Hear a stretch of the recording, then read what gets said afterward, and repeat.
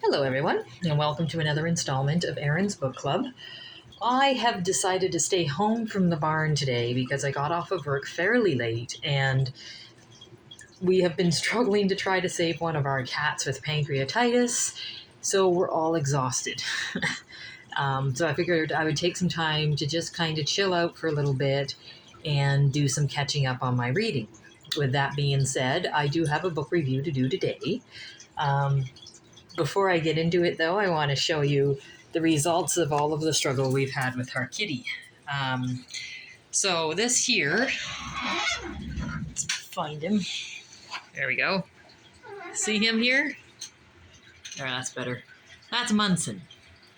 And Munson is 14 years old, and we have just had a hell of a struggle with Munson because he has pancreatitis. So the poor guy is now on some pretty heavy-duty pain meds. Hey, buddy. And we are doing what we can. Hey, bud. We're doing what we can to try to keep him happy and comfortable and maybe get us beat.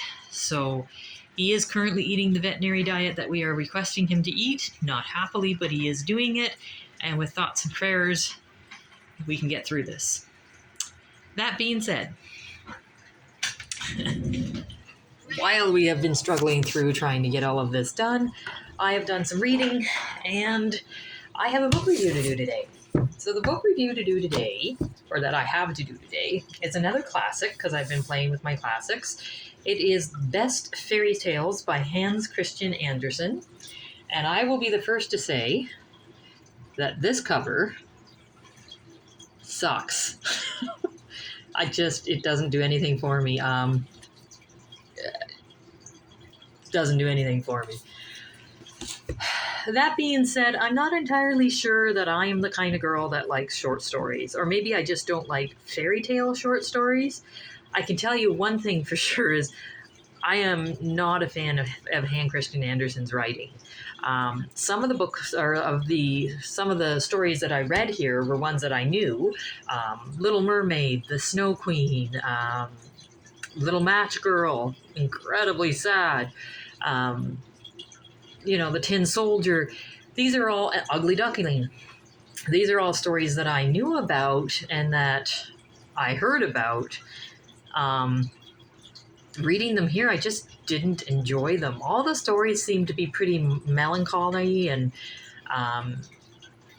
like it either drove a moral home to you that was obvious, or it just made you kind of think back and be like, what the heck was I reading? A lot of them was like, what the heck was I reading? And it was so preachy. Like, it was very preachy. And I know that back in the day and age, that was the way the books were now and then. But it wasn't even preachy in that this is the Lord, he loves you. Here are stories about how much he loves you. No, it was more like you didn't do what the Lord said, so now the whole world's going to end or you're going to die. And apparently these were for kids. I don't know. I really enjoyed the pages because the pages are gold, but they're super small font and they're super thin pages, so they're easily wrinkled. I don't know. It's not really a book I think I enjoyed in the end. I don't think it's something that should have been read cover to cover. This would have been more something that should probably have been read in between other books. I might have enjoyed it more. But even then, no, it's just not my cup of tea.